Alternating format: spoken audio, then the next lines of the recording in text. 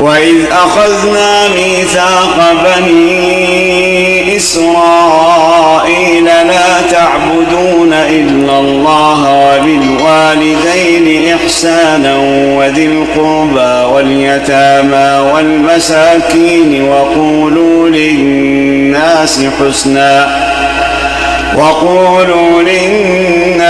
حسنا وأقيموا الصلاة وآتوا الزكاة ثم توليتم إلا قليلا منكم وأنتم معرضون وإذ أخذنا ميثاقكم لا تسفكون دماءكم ولا تخرجون أنفسكم من دياركم ثم أقررتم وأنتم تشهدون ثم أنتم هؤلاء تقتلون أنفسكم وتخرجون فريقا منكم من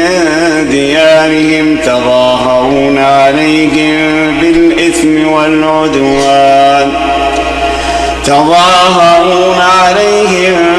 بالإثم والعدوان وإن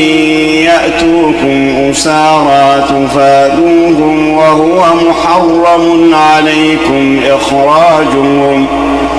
أفتؤمنون ببعض الكتاب وتكفرون ببعض فما جزاء من يفعل ذلك منكم إلا خزي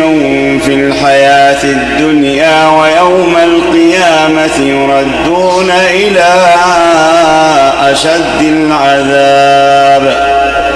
وما الله بغافل عما تعملون